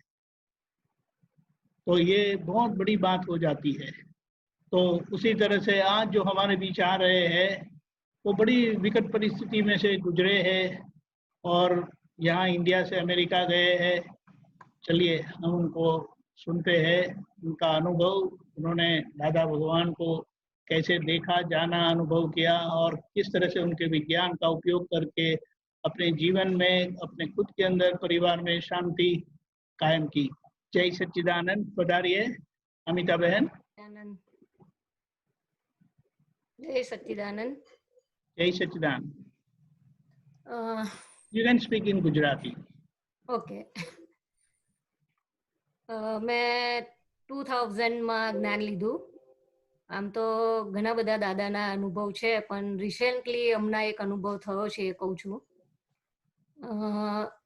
હું 2016 માં અહીંયા અમેરિકામાં આવી અને 2016 માં મારા હસબન્ડ ફાઇલ નંબર 2 નો બહુ જ મોટો એક્સિડન્ટ થયો હતો. એ ટાઈમ એક્સિડન્ટ થયો એ વખતે જસ્ટ બસ આજ્ઞા કે એવું કશું તો ખબર નથી પડાવ્યું હતું કે નહીં એ, પણ એટલું હતું કે દાદાએ ત્રિમંત્ર અને કીર્તન ભક્તિ 2 વસ્તુ આપેલી મહાત્માઓને કે કીર્તન ત્રિમંત્ર કરવાથી ઘણા બધા પાપો એમ કે આપણા સંસારના વિઘ્નો દૂર થઈ જાય છે. એક્ઝેક્ટ જે ટાઈમે એક્સિડન્ટ થયો એ ટાઈમે સતત અંદરથી કશો જ ભય નહીં, કોઈ ટેન્શન નહીં, બસ ત્રિમંત્ર ચાલુ થઈ ગયો હતો. અને જ્યાં એક્સિડન્ટ થયો ત્યાં ગઈ તો ત્યાં પેટ્રોલ પંપ, ત્યાં તે વખત તો 108 આવીને લઈ ગયા હતા એમને, પણ બાજુમાં પેટ્રોલ પંપમાં એક ભાઈ હતા, એમને એવું કીધું કે એ તમારા હસબન્ડ છે એમ કે. મેં કીધું હા. તો કે તમે જાઓ જલ્દી, એમને લઈ ગયા છે તો હયાત છે કે નહીં એ ખબર નહીં એમ. પણ ખબર નહીં, દાદાનું જ્ઞાન, જ્યાંથી દાદાનું જ્ઞાન લીધું ત્યારથી શ્રદ્ધા એક બેસી ગઈ હતી એમ કે દાદાને હવે સમર્પણ થઈ છું તો કશું નહીં થાય એમ. ત્યાં ગઈ, કન્ડિશન બહુ જ ખરાબ હતી. ડોક્ટરને મળી, ડોક્ટરે કીધું કે બાજુ પર બેસીને ભગવાનનું નામ દો, અમે પ્રયત્ન કરીએ છીએ. એટલે મેં તરુણ દાદાને ત્યાં ફોન કર્યો, ત્યાં નીલા ભાભીને, કે આવું રીતના એક્સિડન્ટ થયો છે ને આવું થયું છે તો તમે દાદાજીને વાત કરો. કણુ દાદાજીને એમને ડાયરેક્ટ વાત ના થઈ, નિશિત આનંદજી સાથે વાત થઈ. નિશિત આનંદજીએ દાદાજીને વાત કરી. દાદાજીએ સૌથી પહેલા ક્વેશ્ચન એ પૂછ્યો કે એનું માથું બરાબર છે ને, માથામાં કોઈ ઇન્જરી નથી થઈ ને? તો કીધું કે ના. દાદા કહે છે એને કહેજો કશી જ ચિંતા ના કરે, એને કશું જ નહીં થાય. બહુ બધા ઓપરેશન થયા સ્પાઇનલના, આખી સ્પાઇનલ તૂટી ગઈ હતી ને થઈ.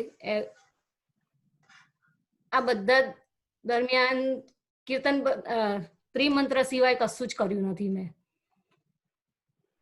પછી એવા સ્ટ્રેચર પર અહીંયા અમેરિકામાં લઈને આવ્યા. અમેરિકામાં આવ્યા ને 2 જ મહિનામાં માઇન્ડ સ્ટ્રોક આવ્યો. મેમરી બધી લોસ થઈ ગઈ હતી, કોઈને ઓળખતા નતા.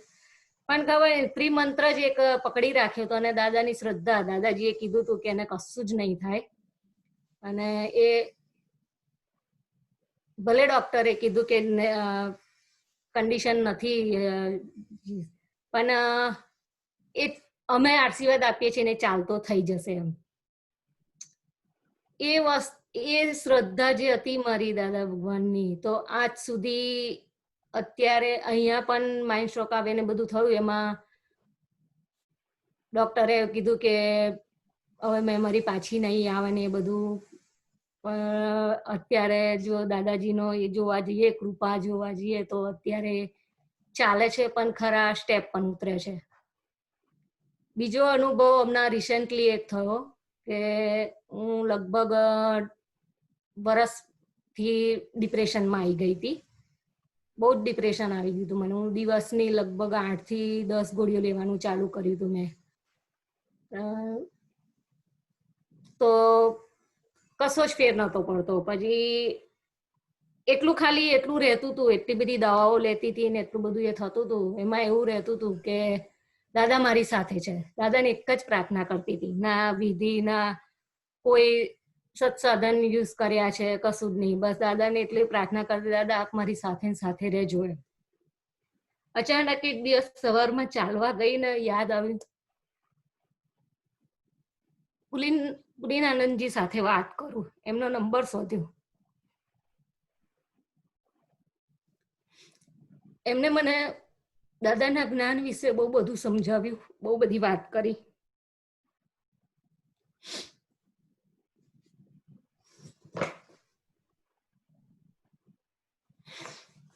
છતાંય મને ના ફરક પડ્યો. દિવસમાં ઘણી બધી વાર દવાઓ, એમ જાણે એક જાતનું વ્યસન થઈ ગયું હતું. એના વગર ચાલતું જ નહોતું કે દવા લઉં તો જ હું ફરી શકતી હતી. એમ કરતા કરતા પુલિનભાઈ સાથે બહુ બધી વાર વાત થઈ. આખું અઠવાડિયું, 10 દિવસ, 15 દિવસ થયા. જે પ્રયોગ, જે રીતનું બતાવે, દાદાની વાત કરે, બધું પ્રયત્ન કરું પણ નહોતું થતું. પછી ફરી એમની સાથે વાત થઈ. એમને કીધું કીર્તન ભક્તિ ને બધું કરવાનું કીધું તો એ કરતી હતી, પણ નહોતું ફરક પડતો.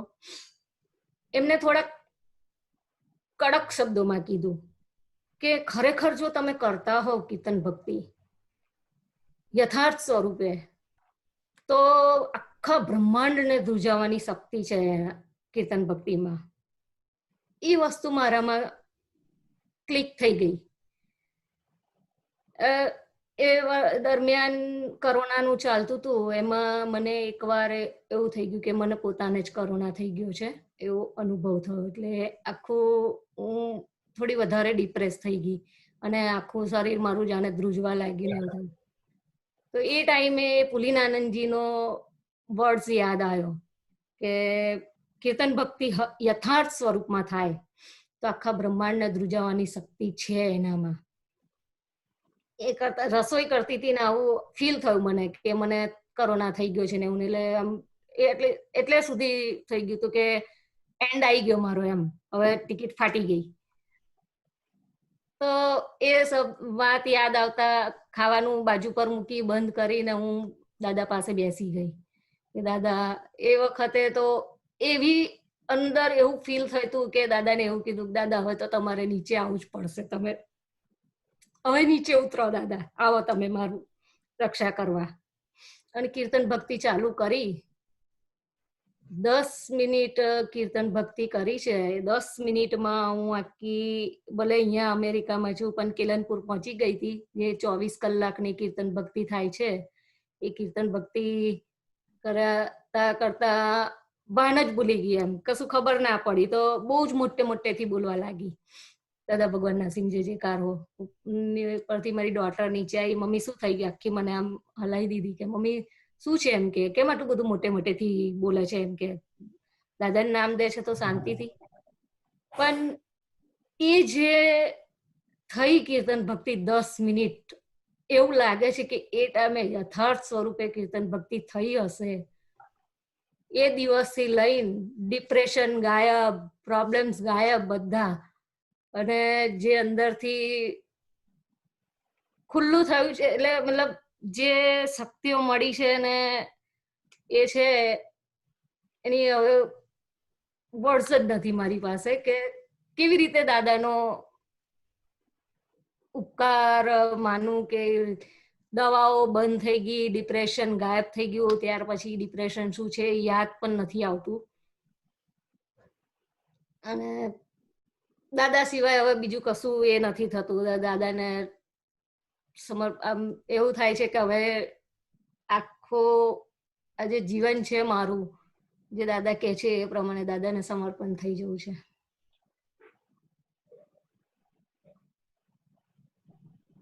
સચ્ચિદાનંદ. જય સચ્ચિદાનંદ. જય સચ્ચિदानंद. दादा भगवान ने कીધેલું, पूरी हिंदी, दादा भगवान ने बताया था कि ये ज्ञान जो है ना वो विपरीत परिस्थिति में ज्वालामुखी हो जाता है. બહુ બધા અનુભવ છે દીપકાનંદજી, કારણ કે અનુભવ કેવા બેસીસ તો સમય બહુ જ ઓછો પડશે. પણ લાઈફમાં બહુ જ કન્ડિશન એવી આવી છે જે લાસ્ટ સ્ટેજની કન્ડિશનો આવી છે. એમાં દાદા ગજબનું કામ કર્યું છે એમાં કીર્તન ભક્તિ અને અસીમ જે જયકારો. આજ સુધી આજ્ઞા તો પડી જ નથી, અને અમેરિકામાં આવ્યા પછી તો વિધિઓ પણ કઈ થતી નથી, વિધિ ના થાય કશું જ નહીં. ખાલી આ એક વસ્તુ પકડી રાખ્યું હતું, દાદા આપ મારી સાથે રહેજો. ઘણા બધા પ્રોબ્લેમ ઇન્ડિયામાં પણ એટલા બધા પ્રોબ્લેમ્સ આવ્યા છે કે એની કોઈ એ જ નથી. એમ આખું જીવન પ્રોબ્લેમ્સમાં જ ગયું છે. પણ આ વસ્તુ એક દાદાનું ગજબનું કામ કરી જાય છે, એમ કીર્તન ભક્તિ અને त्रिमंत्र. करेक्ट, आपकी बात बिल्कुल सही है. दादा भगवान ने खुद बताया है कि ये व्यवहार की समस्या को हल करने के लिए ये हमें त्रिमंत्र और कीर्तन भक्ति दी है, और इसका आपको बिल्कुल साक्षात प्रत्यक्ष अनुभव हो गया. આજનો રિસેન્ટલી, હા નહીં બોલીએ आप. આજનો જ એક રિસેન્ટલી અનુભવ કહું.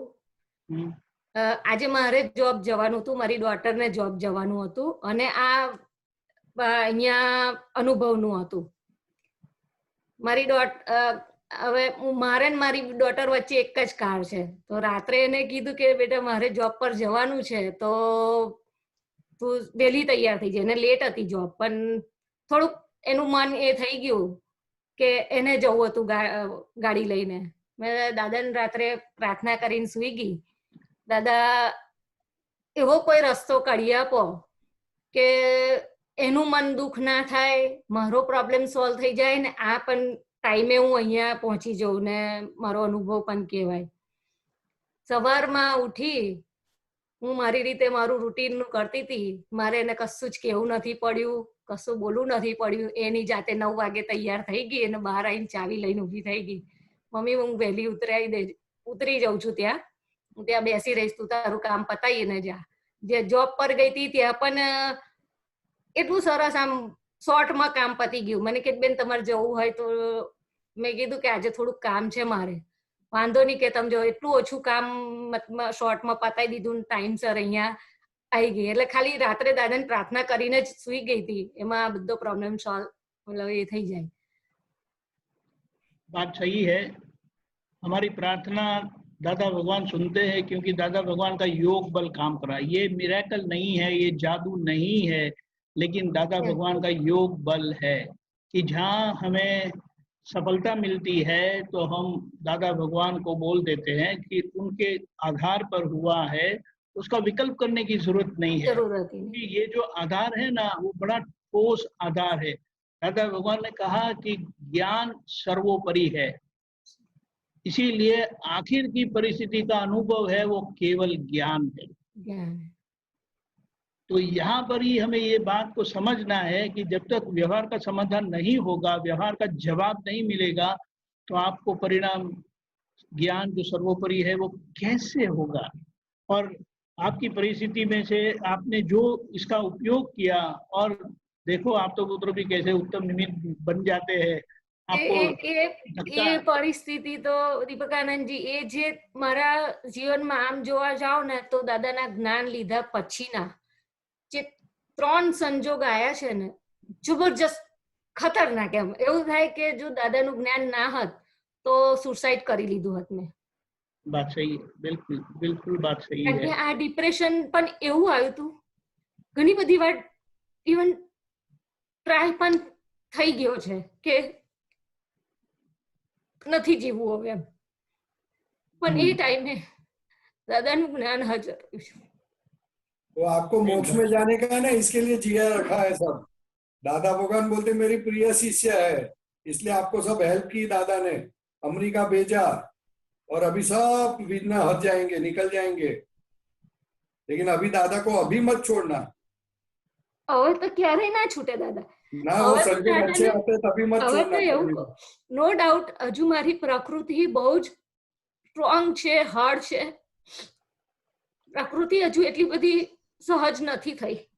હવે તો દાદાની પ્રાર્થના, દાદા ઉપરથી પહાડ પરથી પણ ફેંકી દે ને, દાદા જ નથી છોડવા.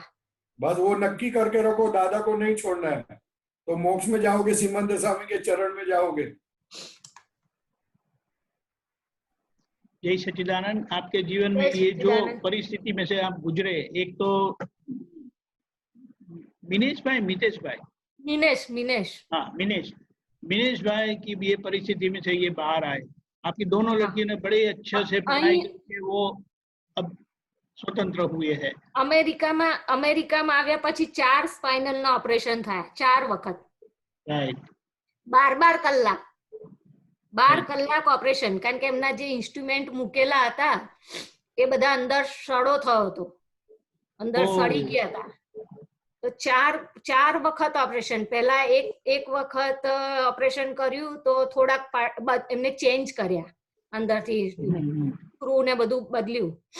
ત્યારે લગભગ 7-8 કલાક ઓપરેશન ચાલ્યું હતું. ત્યાર પછી ડોક્ટરે એવું વિચાર્યું કે હવે બીજી સાઈડનું, બીજા પાર્ટનું કાઢી નાખીએ. એમ કરીને એક પાર્ટના કાઢે, એક પાર્ટના રવા દીધા. એ દિવસ પણ 5-6 કલાક ઓપરેશન ચાલ્યું હતું.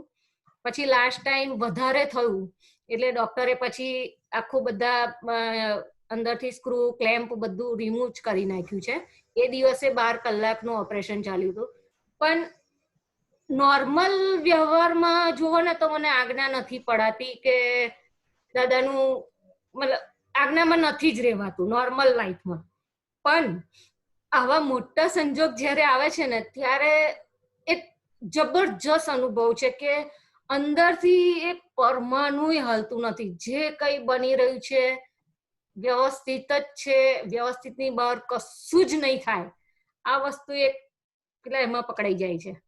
नहीं, बात सही है, लेकिन आपने दादा को छोड़ा नहीं है, और मैं तो मानता हूँ दादा ने आपको छोड़ा नहीं है.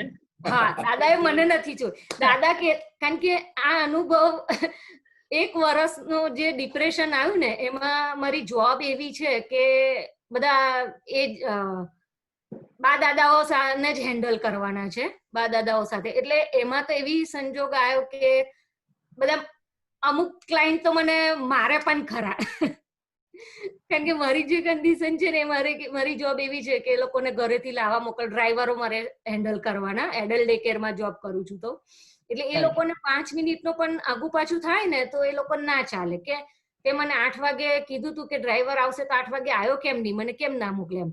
એટલે 1-2 એને ફાઇલ સમજુ છું કે એવી ફાઇલ મને ત્યાં ભેગી થઈ છે કે એ લોકોનો જો સમય પર કામ ના થાય તો એ લોકો મને મારી પણ દે છે. પણ ત્યાં આ વસ્તુ દાદાનું હાજર રહેતું હતું કે આ મારો હિસાબ છે એટલે મારે આવ્યું છે. અને એ સંજોગમાં હું બહુ જ ડિપ્રેશન હતી કે 500 માણસની મારી બહુ જ ભૂલો પણ એટલી બધી થતી હતી. કારણ કે આખો દિવસ દવા લે કરું, એવરી કલાકે 2 ગોળીઓ લઈ લઉં, એના લીધે ઘેનમાં જ રહેતી હતી. એમ કશું ભાન જ નતું, ચાલતા ઊંઘતી હોઉં ને એવું. એટલે એ ટાઈમે દાદાએ એવું કીધું કે દાદાનું જ્ઞાન નથી એપ્લાય કરતી, નહીં તો દાદા કહે છે કે મેં મહાત્માઓ આવું બધું આમ એ થાય ખરું, તારો હાથ મેં પકડ્યો છે, હવે છૂટવાનું મુશ્કેલ છે તારે એમ છોડવો. राइट, तो इसका ये तो बात बड़ा स्पष्ट है कि दादा भगवान ने आपका हाथ पकड़ा है, सभी महात्माओं का हाथ पकड़ा है, लेकिन जब हम उनका हाथ थाम लेते हैं तो हमें महसूस होता है कि अरे दादा मेरे पास ही है, पास ही है. और ये बात स्पष्ट अनुभव, मुझे तो ये बात बड़ी खुशी की बात ये समझ में आई. આ વસ્તુનો બીજું એક યાદ આવ્યું, અગર ટાઈમ હોય તો આ એક કહું. બોલીએ બોલીએ. જે દિવસે કનુદાજીનો દેહ વિલય થયો એ દિવસે મને બહુ જ રડવું આવતું હતું, એમ રોકાયા જ નહીં, એટલું બધું રડવું આવતું હતું. ત્યારે કનુ દાદાજીએ સપનામાં, હું આ જ જગ્યા પર હતી, અહીંયા જ મારો બેડ છે, હું રાત્રે સુઈ ગઈ હતી ને મારા માથા પર આવીને દાદાએ હાથ મૂક્યો. કનુ દાદાજી કહે છે હું જ્ઞાન સ્વરૂપે તારી જોડે હાજર છું, હું અહીંયાથી ગયો જ નથી કશે. करेक्ट, यही बात समझनी है कि दादा भगवान ने जो ज्ञान स्वरूप विज्ञान स्वरूप हमें दिया है उन्हीं का योग बल है. तो ये योग बल को हम ऐसा पकड़ के रखे कि आखिर तक वो हमारे साथ रहेगा. और ये बात बड़ी अच्छी है. और अभी आप ऐसा बोलना नहीं कि मुझे डिप्रेशन था, मुझे डिप्रेशन, वो નીકળી જ ગયું ટોટલી મગજમાંથી, बात सही है, યાદ પણ નથી આવતું હવે. बहुत बढ़िया, आप ऐसे ही करते रहिए. और आपके ये अनुभव से एक बात तो पक्की हो गई कि जिनको भी ये समस्या होगी ना वो बड़े दिल से जमकर त्रिमंत्र और कीर्तन भक्ति पुकार पुकार के बोलेंगे, चिल्ला चिल्ला कर बोलेंगे. હવે તો હું શું કરું છું, એ દિવસથી જ્યારથી અનુભવ થયો છે ને કે એક દિવસ રાતથી મને ડિપ્રેશન શું છે, દવા આજ સુધી દવા યાદ નથી આવી કે કશું નહીં, તો દિવસની 10 ગોળીઓ મેં તો મારા બધા વિડીયો ઉતારી રાખ્યા છે કે હું કેવી કન્ડિશનમાંથી પસાર થઈ, એમ કેવી કેવી હાલત હતી મારી, એ બધી દવા લેતા અને જે મને તકલીફો થતી હતી એ બધા વિડીયો ઉતારી રાખ્યા છે મેં. તો હવે તો કશું પણ થાય છે ને તો એમ થાય કે ઘરમાં કોઈ ડિસ્ટર્બ થાય ને ગાડીમાં જઈને બેસીને મોટા મોટાથી કીર્તન ભક્તિ કરવા માંડું છું. જે દિવસ અંદરથી લાગે કે મને ગાડીના દરવાજા બંધ કરીને ગાડીમાં બેસીને મોટા મોટાથી કીર્તન ભક્તિ કરું છું. Very nice, very nice. जय सच्चिदानंद. एक छोटी सी बात कह लेता हूँ, कौन कहते हैं दादा आते नहीं, अरे अमिता के जैसे कोई बुलाते नहीं तो दादा आएंगे कैसे. जय सच्चिदानंद. बहुत सारा आशीर्वाद આશીર્વાદ આપો કે પ્રકૃતિ સહજ થાય. પ્રકૃતિ હજુ બહુ આડી છે, આડી ને સ્ટ્રોંગ છે. ये पहचान है और ये स्ट्रॉन्ग प्रकृति वाले ही दादा को पसंद है कि वे ही दादा को इसी तरह से बुला सकते हैं. बहुत बहुत धन्यवाद. Thank you. હકીકતમાં એ દિવસ તો દાદાને એવું જ કીધું હતું કે આવો દાદા, આજે તો તમારે નીચે આવવું જ પડશે. Very good, keep it up. आपके बच्चों को, लड़कियों को, दोनों को बहुत सारा ढेर सारा आशीर्वाद. मितेश जी को बताना. जय सच्चिदानंद. એ ઉપર સાંભળતા જ હશે કદાચ. वेरी गुड अमिता बहन, बहुत अच्छा. જય સચ્ચિદાનંદ. જય સચ્ચિદાનંદ. आप बॉम्बे, राजस्थान, अहमदाबाद, यूएसए 5 कमेंट्स, सब अच्छा कमेंट आया कि बहुत बढ़िया एक्सपीरियंस. तो महात्मा को तो बहुत अच्छा लगा. तो अभी आप ठहरिए, एक आप परेशान जी का एक छोटा एक्सपीरियंस सुन के बाद आप त्रिमंत्र बोले. और दीपकांत जी को उसको क्विज करने का है. मेरा प्रश्न है, जो आपने बताया परेशान जी, आपने बताया कि दादा भगवान ने कहा जहर को अमृत बना लेते थे दादा भगवान. यस. ये कौन से जहर की बात करते हैं आप? वो जहर बहुत बड़ा जहर है जो हमको अच्छा नहीं लगता है, बुरा लगता है. अहंकार, अहंकार को कन्वर्ट कर डालते थे शुद्धात्मा में.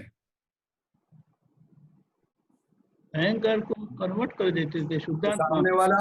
सामने वाला दादा भगवान को कितना भी दुख देवे, लेकिन दादा भगवान बोलते हो हमारे बहुत उपकारी है कि हमको देवा में से मुक्त किया, अमृत बना दिया. Perfect perfect. यानी उसी में उन्होंने अपना मुक्ति का रास्ता खोल दिया. यस. जो गिरते हैं यहाँ वे संभल गए, ऊपर आ गए. यस. Very good. इसलिए कविराज ने गाया है ना, દુખડા ઉપકારી સંસારી સાધવમાં કમળ ખરડા દુખડાને દોષમાં લડી લડી લાગુ પાય लड़ी लड़ी लागू पाए। अमिताबेन ऐसा करो, लड़ी लड़ी लागू पाए। वो दुखड़ा को नमन करो, वो ये दुख को सबको नमन करो जिसने आपको दादा भगवान को प्रकट किया। नहीं तो दादा भगवान प्रकट नहीं होते हैं। तो ये दुख भी धन्य है, ये दुख भी धन्य है कि जिसने दादा भगवान को आपके अंदर प्रकट किया और दादा भगवान को आपको संपूर्ण समर्पण किया और संपूर्ण समर्पण किया, वो दुख ने समर्पण करवाया, दुख पक्का हो गया। એવરીડે નક્કી કર્યું છે हाँ એવરીડે જેટલી જેટલી ભૂલો થાય ને એ બધી સવારમાં સાષ્ટાંગ દંડવત કરતા કરતા દાદાને કહેવાનું નક્કી કર્યું છે। Very good, very good, very good, very nice. એટલે બધું યાદ કરી કે દાદા આજે આ થયું એની માફી માંગુ છું, આજે આ થયું એની સાષ્ટાંગ દંડવત કરવાના અને પછી ઉભા થતી વખતે શક્તિઓ માંગુ છું કે આમાંથી છોડાવો। બરાબર છે। લખવાનું ચાલુ કર્યું છે, બધી ભૂલો લખવાની ચાલુ કરી છે, જે જે દેખાડે છે ડાયરી ભરાઈ જવી જોઈએ, ડાયરી ભરાઈ જવી જોઈએ। ભરાશે ભરાશે।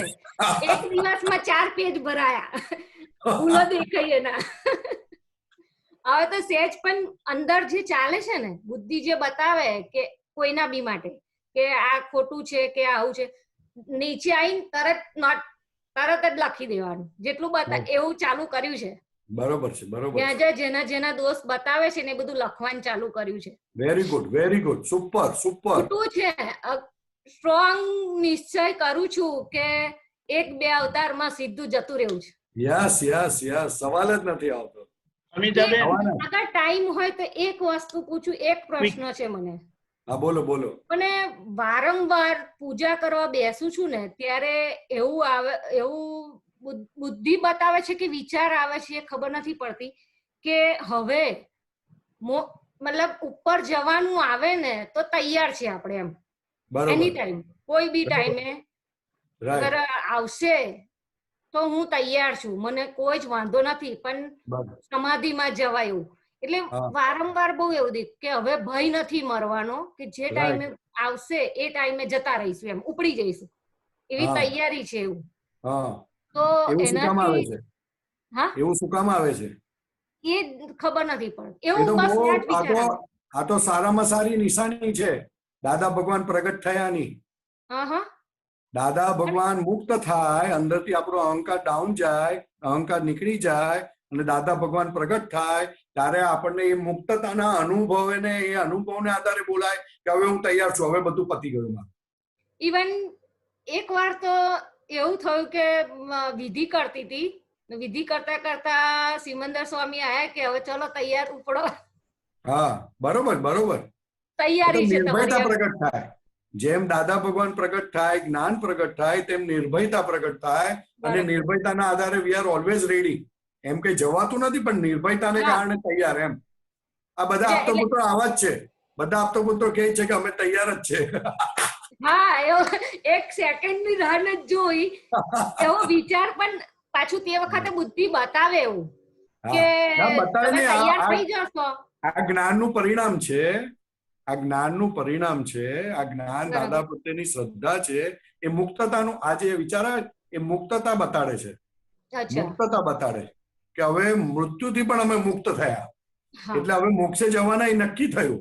બરાબર, કારણ કે બુદ્ધિ તો એવું એ જે વિચાર આવે ને જયારે ત્યારે બુદ્ધિ એવું બતાવે કે 2 છોકરીઓનું શું એમ, ત્યારે પછી તરત જ એવું થાય કે કશું દાદાને સોંપી દીધું છે, કારણ કે અત્યારે બધું દાદાને ભરોસે જ ચાલે છે।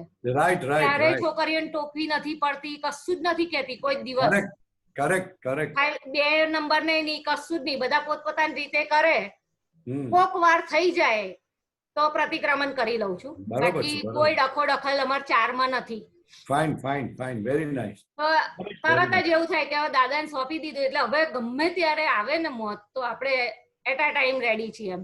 બરોબર બરોબર, સચ્ચિદાનંદ। હરિચરણજી, હરિચરણજી દાદાજી તમને નહીં છોડું જે થવાની હોય તે થાય, દાદાજી તમને નહીં છોડું.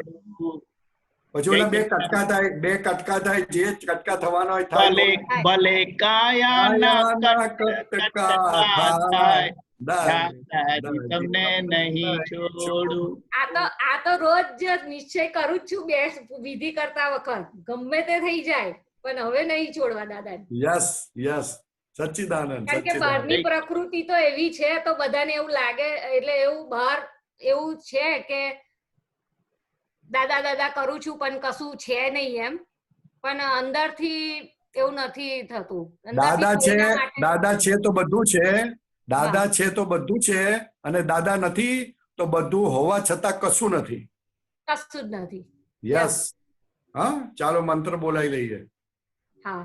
નમો વિતરાગાય, નમો વિતરાગાય, નમો અરિહંતાણમ, નમો અરિહંતાનમ, નમો સિદ્ધાણમ, નમો સિદ્ધાનમ, નમો આયરિયાણમ, નમો આયરિયાણમ, નમો ઉવઝાયાણમ, નમો ઉવઝાયાણમ, નમો લોય સપ્પ, નમો લોય શવ શાહુનમ. એસો પંચન મુક્કારો, એસો પંચન મુક્કારો, સવ્વપા વપણાસણો, સૌવપા વપનાશનો, મંગલાણમ ચ સવ્વેસીમ, મંગલાનમ ચ સવ્વેશિમ, પડમમ હવૈ મંગલમ, પડમમ હવૈ મંગલમ. ઓમ નમો ભગવતે વાસુદેવાય, ઓમ નમો ભગવતે વાસુદેવાય, ઓમ નમઃ શિવાય, ઓમ નમઃ શિવાય. જય સચ્ચિદાનંદ. જય સચ્ચિદાનંદ.